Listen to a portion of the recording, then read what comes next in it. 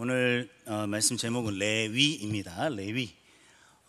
레위 되게 부담스러운 단어죠. 모세오경 이렇게 창세기 읽어 나가다 보면 레위기의 상상 멈추잖아요. 오늘 또 차기르기도 훈련하는데 우리 한 자매가 레위기의 상상 멈춘다고 넘어가지 못한다고. 저도 예전에 많이 그랬던 것 같습니다. 오늘 말씀에는 도피성이라는 그 성도 나오고 레위도 나오고 하는데, 오늘은 레위라는 그 레위 지파를 중심으로 이야기를 좀 해보려고 합니다. 두 가지 이야기를 할 건데요. 이 35장은 레위 지파에게 할당되는 성읍 그리고 도피성에 관한 두 가지 이야기로 구성이 되어 있습니다. 그 중에서 레위 지파의 성읍에 대한 이야기인데요. 레위 지파는 가나안 땅에서 기업을 받지 못했다고 했죠.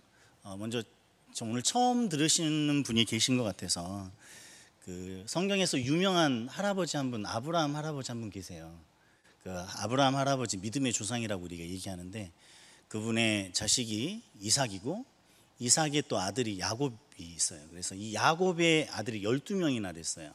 이 12명을 중심으로 해서 이스라엘 자손이 굉장히 번성하는데, 그래서 이 한 명 한 명을 우리가 지파라고 부릅니다. 그래서 그 12명의 아들 중에 레위라는 이름을 가지고 있는 아들로부터 퍼져나간 민족을 레위 지파라고 우리가 얘기를 하죠. 근데 이 하나님께서 이스라엘 그 백성, 즉 12명의 아들들에게 땅을 주겠다고 약속을 하셨는데, 그 중에서 레위라고 하는 이 아들로부터 만들어진 이 지파에게는 난 너네한테 땅을 주지 않을 거야, 이렇게 말씀하셨어요. 되게 불공평하잖아요. 그러시면서 너네가 받을 것은 땅이 아니라 바로 나다, 이렇게 말씀하셨어요. 그래서 우리가 레위라고 하는 이름을 가지고 있는 이 지파, 이 종족은 하나님으로부터 땅을 받지 않고 하나님 자신을 받는, 우리가 좀 이해하기가 쉽지 않은 내용이죠. 아무튼 그게 뭔지 잘 모르지만 하나님 자신을 그 땅 대신 주셨다고 해요. 그래서 그 주신 땅 대신 주신 그것을 뭐라고 하냐면 기업을 줬다고 하거든요. 기업이라는 말이 성경에 자주 등장하는데, 쉽게 말하면 삶의 터전입니다. 삶의 기반이에요. 그래서 다른 아들들에게는 땅을 삶의 기반으로 주셨는데, 이 레위라고 하는 이 지파에게는 하나님 자신을 주셨다, 뭐 이런 내용이 이전에 나왔던 내용의 그 배경치기라고 볼 수 있습니다. 아무튼 그래서 원래는 이 레위 지파에게는 땅을 전혀 주지 않겠다고 했는데, 오늘 본문을 읽어보면 이 땅은 안 받았지만 뭔 받은 것 같아요? 성읍은 받았다고 이렇게 나왔잖아요. 그래서 그리고 그 성읍이 몇 개가 주어졌냐면 48개가 주어졌다고 얘기합니다. 얼핏 보면 되게 많은 성읍을 받은 것 같아요. 근데 이제 연구한 사람에 따르면 이 가나안 땅 전체를 기준으로 했을 때 이 레위가 실제로 받은 땅의 그 지분은 1%가 채 안 된다고 합니다. 어떤 학자는 0.1% 정도라고 얘기해요. 그래서 사실상 다른 지파들과 비교해서는 뭐 받은 게 없다고 볼 수가 있는 것이죠. 사실 레위 지파의 수는 다른 지파에 비해서 적지 않았습니다. 그래서 이 성읍 몇 개, 48개 받은 것이 뭘 받았다고 할 수가 없는 것이고, 이 받은 성읍은 실제로 레위 지파가 하나님이 맡겨주신 일을 하기 위해서 거주하는 데 쓰임받는 최소한의 생존장치라고도 볼 수 있을 것 같습니다. 근데 오늘 이 레위 지파가 성읍을 받게 되는 이 과정을 좀 본문을 통해서 좀 살펴보면, 다른 지파들이 가나안 땅을 분배받는 방식하고 한 가지 뚜렷한 차이점을 좀 보이고 있어요. 다른 지파들은 땅을 기업으로 받을 때, 그 가나안 땅을 나눠서 받을 때 제비를 뽑아서 분배받습니다. 하지만 레위 지파는 제비를 뽑아서 성읍을 받는 것이 아니죠. 각 지파들이 받은 땅 중에서 지파의 우두머리가 레위 지파에게, 우리 지파는 너에게, 레위 너네한테 요만큼 요거 줄 거야, 그러니까 요거 가져가, 우리는 요걸 너한테 줄 거야, 요거 가져가, 이런 식으로 이제 성읍을 받은 거예요. 그러니까 하나님으로부터 직접 받은 게 아니라 다른 형제 지파들로부터 그들이 준 것을 아무 어떤 주장할 수 없는 상태에서 그냥 받기만 한 것이죠. 이런 부분이 땅을 받은 다른 형제하고는 조금 다른 방식이라고 볼 수가 있겠습니다. 즉 형제 지파가 주는 대로 받아야만 했어요. 그리고 이 2절에 보면 어떻게 나와 있냐면, 너희는 레위인에게 주어서, 그리고 4절에는 너희가 레위인에게 줄 성읍들은, 6절에 보면 너희가 레위인에게 줄 성읍은, 이런 식으로 계속 이스라엘 다른 지파들이 레위인에게 준다 이런 말들이 반복이 되어 있습니다. 즉 이 성읍을 받은 레위 지파의 재산이라고 할 수 있는, 기업이라고 할 수 있는 이 조그만 성읍들은 철저하게 다른 형제 지파들에게 의존되어 있는 상태였습니다. 하지만 이 레위 지파는 특별한 점이 하나 있죠. 이 레위 지파는 다른 형제들로부터 하나님이 특별하게 불러낸 지파입니다. 그래서 그냥 이 주어진 땅을 기반으로 해서 먹고 살고 부자가 되고 번성하고 이런 것들이 그들의 삶의 목적이 아니라 하나님께 드릴 제사하고 관련된 성막의 일을 도맡아서 하게 됩니다. 그 성막에 관련된 일을 도맡아서 하게 되죠. 그리고 이 레위 지파의 삶을 돌보는 이 방식이 나머지 지파를 통해서 그들의 필요가 채워지는 방식입니다. 즉 하나님께서 그들에게 직접 먹을 것을 주시지 않고 형제 지파들을 통해서 먹을 것이나 삶에 필요한 것들을 채우는 방식으로 레위 지파를 돌보신 것입니다. 즉 이 모습은 공동체가 서로를 돌보지 않으면 안 되는 방식이라고 할 수 있어요. 이스라엘 백성은 하나님을 예배하는 예배 공동체입니다. 그 예배를 주관하고 필요한 일들을 담당한 이들이 레위 지파이고, 그 레위 지파가 하나님을 예배하는 그 일을 잘 감당할 수 있도록 그들의 필요를 채워지는 일을 나머지 지파가 하고 있는 것이죠. 즉 하나님께 예배하는 공동체가 잘 유지되기 위해서는 레위 지파도 그들의 역할을 잘 해야 됐지만 나머지 지파도 레위 지파를 돕는 일을 잘 해야 됐습니다. 즉 이스라엘 백성 모두가 그 역할을 잘 감당할 때 하나님을 예배하는 예배 공동체가 잘 유지가 될 수 있었던 것이죠. 그런데 이 시간이 많이 흐르고 나서 보면, 실제로 사사기 시대를 살펴보면 이 레위 지파의 필요를 잘 채워야 했던 나머지 형제 지파들이 그들의 일을 열심히 하지 않았어요. 그래서 레위 지파의 필요를 채우지 않습니다. 그럼 어떻게 해요? 레위 지파들은 할 수 있는 거는 예배 드리는 일밖에 할 수 없는데, 땅을 많이 가진 것도 아니고 돈도 없는데 먹을 수가 없잖아요. 생존할 수가 없잖아요. 그래서 그 레위 지파들이 하나님이 정해 주신 그 성읍들을 이탈하기 시작합니다. 원래는 그 정해진 성읍에서 자신이 맡은 성막과 관련된 일을 해야 돼요. 성경을 가르치고 하나님의 말씀을 가르치고 이런 일을 해야 되는데, 생존할 수 있는 어떤 근거가 다른 지파들로부터 채워지지 않으니까 그 자리를 이탈하고, 심지어는 나중에 어떻게 되냐, 레위 지파들이 전국을 떠돌게 됩니다. 그러면서 이제 어떤 일이 생기냐, 돈 많은 어떤 한 개인이 너 우리 집에 들어와서 우리 집 제사장이라, 그래서 하나님께 네가 날마다 기도드려, 이런 개인이 돈을 주고 고용하는 일까지 생깁니다. 이것은 얼핏 보면 집 안에서도 하나님께 제사를 드리고 집 안에서도 하나님의 이름을 부르는 굉장히 뭔가 실천적인 삶에서 하나님을 찾는 모습 같지만, 원래 레위 지파가 있어야 될 하나님이 지정해 주신 곳을 떠난 그것부터 하나님에 대한 불순종이 시작된 것이기 때문에 그냥 이거는 우상 숭배하는 사람들이 신의 이름을 부르면서 복을 비는 것과 아무 다를 바가 없었던 것이에요. 그래서 이 레위 지파를 도와주고 그들을 지원해 줘야 됐던 나머지 지파들의 역할이 제대로 되지 않았을 때 이스라엘의 근본적인 제사장 체계가 무너지기 시작했던 것을 우리가 볼 수 있습니다. 우리 공동체는 어떻습니까? 우리는 대원교회의 청년 공동체입니다. 하나님께서 우리를 이곳에 부르셨어요. 그리고 우리 역시 이스라엘 백성처럼 예배하는 공동체입니다. 예배를 진행하기 위해서 각자가 맡은 역할들이 있죠. 저는 지금 말씀을 전하는 역할을 하고 있고, 예배팀은 찬양을 인도하고, 또 대표 기도자가 있고, 또 헌금위원이 있습니다. 그리고 2부 순서에는 순모임을 순장님들이 인도하십니다. 이 모든 것들이 하나님 앞에서 드려져야 되는 예배입니다. 그러나 이 예배가 하나님께 잘 드려지기 위해서는 순서와 역할을 맡은 이들만으로는 충분하지 않습니다. 그 역할과 순서를 맡은 이들을 지지해주고 따라줘야 하는 공동체가 필요한 것입니다. 순모임을 이끄는 순장으로만 이루어지지는 않습니다. 하나님 앞에 나눔이 되고 하나님의 성품을 나누고 삶에 개입하시는 우리 살아계신 하나님을 서로의 증언을 통해서 확인하는 이런 것들이 되어지기 위해서는, 즉 에클레시아, 교제가 되기 위해서는 순장만이 필요한 것이 아니라 순원들도 필요한 것이죠. 하나님께 드리는 예배는 소수의 몇 명의 의무가 아닙니다. 우리 모두가 주 안에서 아름답게 교제하고 연합된 마음으로 하나님께 나아갈 때 하나님이 받으시는 회중 예배가 되는 것이지요. 하지만 한국 교회, 우리 교회를 말하는 것은 아니고 한국 교회 전반적으로 발견되는 안타까운 모습이 있습니다. 이것은 코로나 이전에도 많이 발견되는 모습이었지만 코로나 이후에 더더욱 두드러진 모습입니다. 여러분도 이미 인지하고 있고 다 알고 있는 모습입니다. 그것은 바로 예배를 소비하는 현상입니다. 현대인들은 자신의 존재가 누구이냐에 의해서 의미가 찾아지는 것이 아니라 자기가 무엇을 소비하고 있냐에 따라서 자신의 의미가 결정되어지는 사람들입니다. 그러다 보니 자기가 무엇을 소비하고 있느냐가 굉장히 중요해요. 그것이 굉장히 삶의 많은 부분을 차지하고 있고 지배하고 있기 때문에 심지어 우리가 살아계신 하나님께 드리는 예배마저도 그들은 무의식적으로 소비의 대상으로 인식하기 시작합니다. 마치 문화를 소비하듯이 말이죠. 여러분 영화 많이 보러 가시나요? 좋겠습니다. 저는 영화 보러 간 지 되게 오래된 것 같아요. 근데 예전에도 영화를 보러 극장에 가면 사실 영화가 진짜 시작하기 전에 한 10분 정도 뭐가 있죠? 뭐 광고하고 대피로 뭐 이렇게 소개하고 이런 시간들이 한 10분 정도 되잖아요.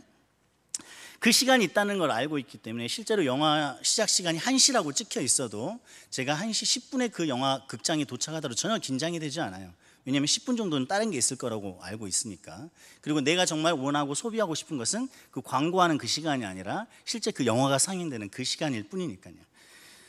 어떨 때는 사실 그 시간 자체가 기다리는 게 지루해서 일부러 10분 정도 늦게 가기도 합니다. 왜냐하면 내가 소비하고 싶은 것은 광고 시간이 아니고 영화 시간 그 자체니까요. 내가 즐기려는 컨텐츠를 소비하는데 전혀 지장을 주지 않는다면 우리는 조급해하지 않고 또 낙심하지도 않습니다.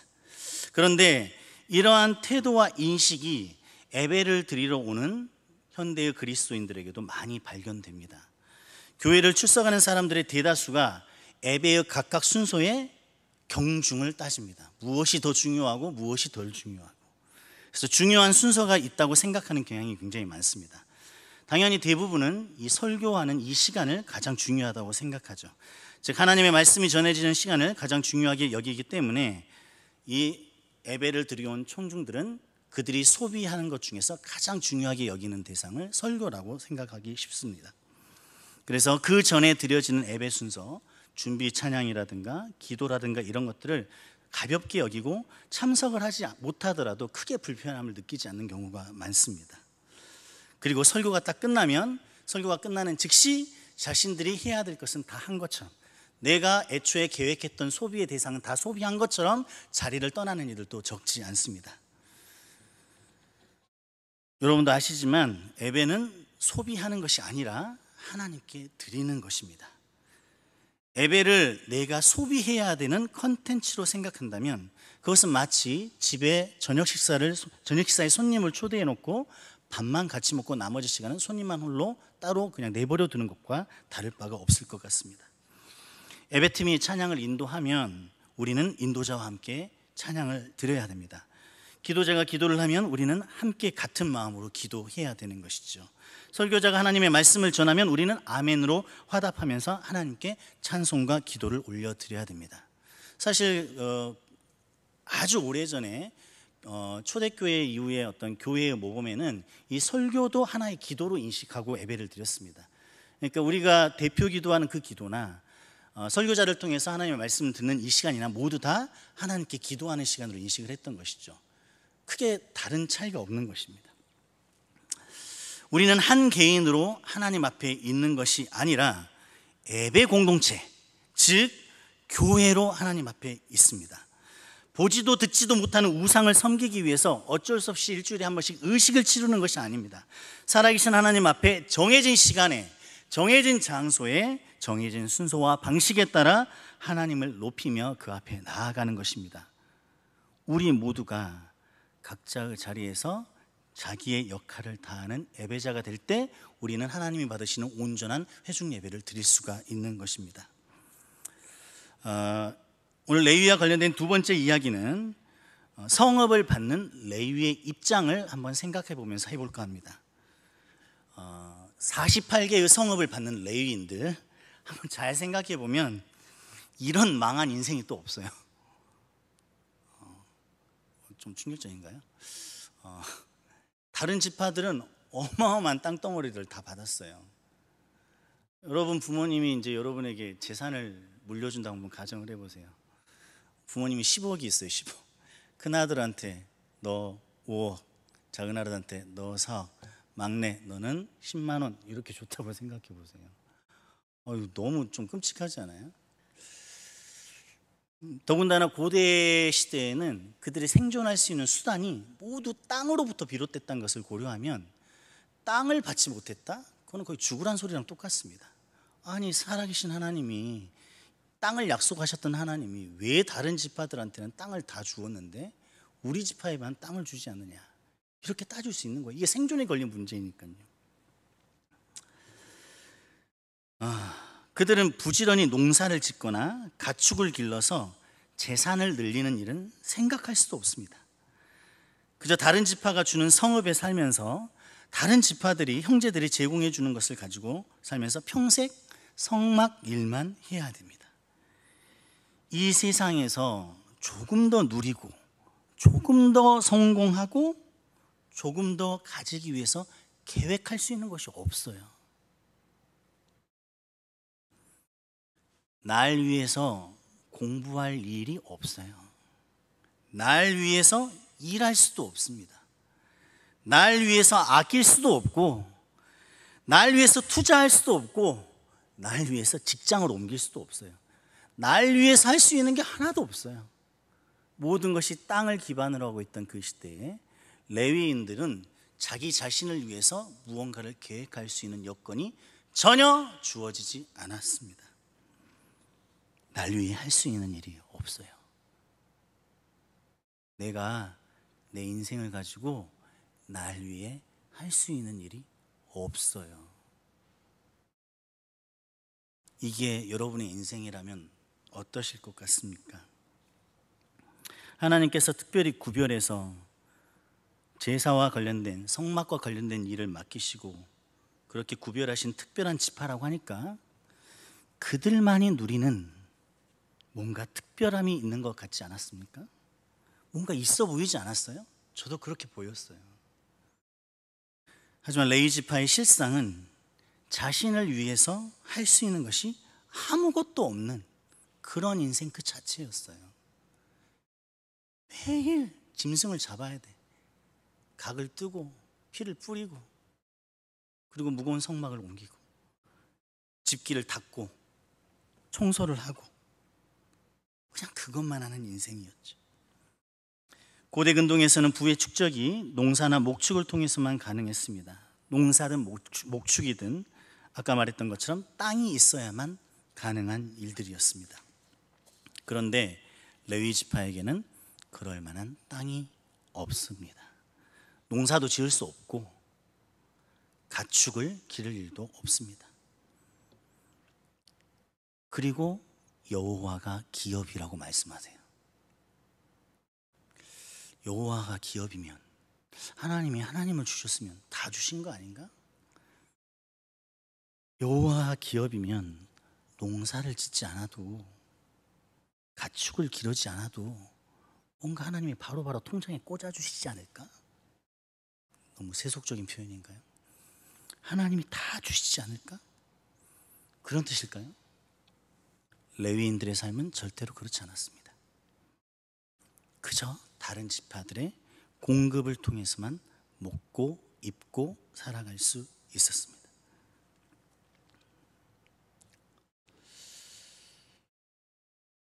하나님이 정하신 레위인의 삶은 세상의 안락함과는 거리가 멀 수밖에 없는 환경 속에 있었습니다. 뿐만 아니라 더 좀 그런 것은 다른 지파들처럼 모여 살 수도 없었어요.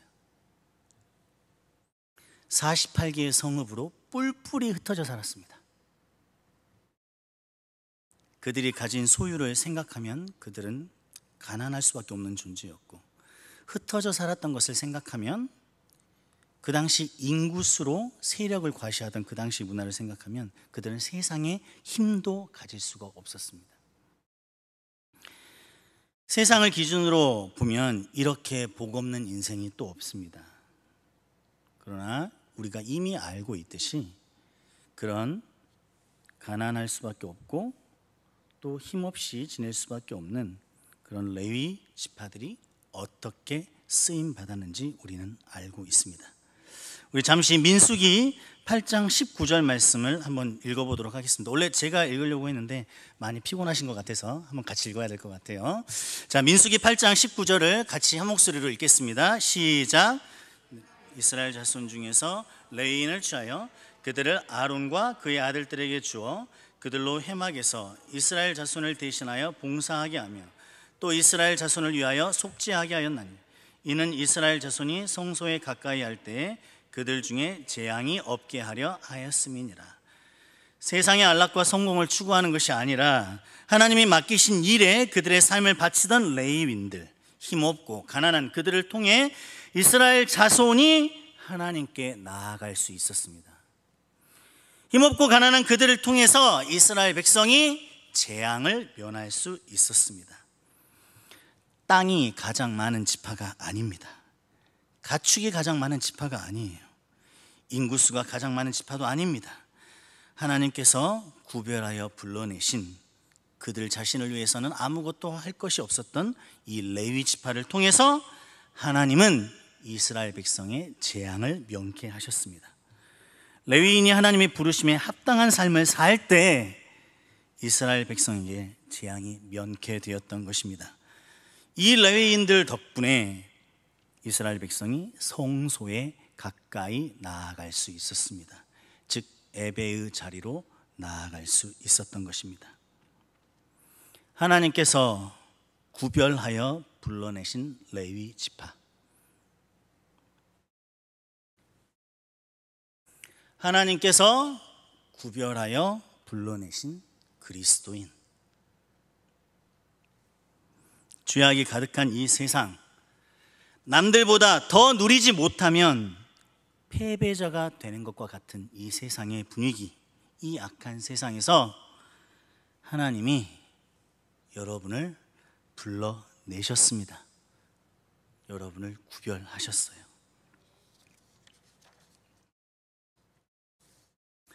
여러분은 그리스도인이십니까? 그렇다면 레위 지파를 통해서 이스라엘 백성이 성소에 가까이 나아갈 수 있었던 것처럼 여러분을 통해서 세상의 사람들이 우리 하나님께 인도될 것입니다. 레위 지파가 소와 양과 염소의 각을 뜨고 피를 뿌리고 속죄제를 드렸던 것처럼 우리는 우리를 위해 피 흘리신 예수 그리스도를 전하여서 그들을 하나님께 인도하는 것입니다. 레위 지파가 성공과 부와 안락함과 세상 힘을 통해서 그들의 맡은 일을 한 것이 아닌 것처럼 우리 그리스도인도 세상의 성공과 부와 안락함을 통해서 하나님의 뜻을 이루어가는 것이 아닙니다. 레위 지파가 그 부르심에 순종하여 하나님의 정하신 삶의 방식을 따르면서 맡기신 일을 하였던 것처럼 우리 그리스도인도 각자 자리에서 순종하여 하나님 사랑과 이웃 사랑의 삶을 실천하면서 우리에게 맡기신 사명을 감당하는 것입니다. 레위 지파는 그들의 삶을 꽃피우기 위해서 사는 사람들이 아니었습니다. 그리스도인은 이 땅에서 자기의 인생을 꽃피우기 위해 사는 사람들이 아닙니다.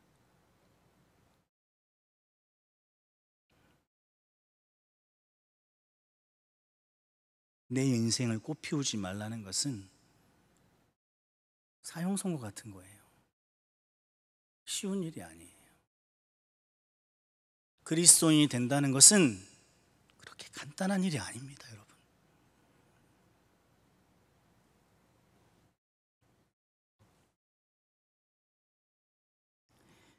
이 시간 자신의 삶을 한번 돌아봤으면 좋겠습니다. 저 역시 돌아봅니다. 레위 지파처럼 예배드리는 것 외에 할 수 있는 것이 없어 보이십니까? 그것 때문에 괴로워하지 마세요. 그리스도인의 삶은 하나님이 기업인 삶입니다. 농사 지을 땅이 없어도, 길을 갖추기 없어도, 하나님을 예배하는 삶이 기업인 그리스도인의 삶입니다. 누가 땅이 있어야 그리스도인답다고 말합니까? 누가 가축이 있어야 그리스도인답다고 말합니까? 누가 성공해야 하나님의 영광을 드러낸다고 말합니까? 레위 지파처럼 자신을 위해 할 수 있는 일이 하나도 없는 인생일지라도 우리의 영원하신 기업이신 하나님이 살아계심을 잊지 마십시오. 우리 하나님이 바라시는 것은 영과 진리로 예배하는 그 한 사람입니다. 하나님을 예배하는 것밖에 할 수 있는 것이 없다는 이유로 슬퍼한다면, 내가 할 수 있는 게 예배하는 것밖에는 할 것이 없다는 이유로 위축된다면, 도대체 그가 예배하는 하나님은 어떤 하나님이란 말입니까?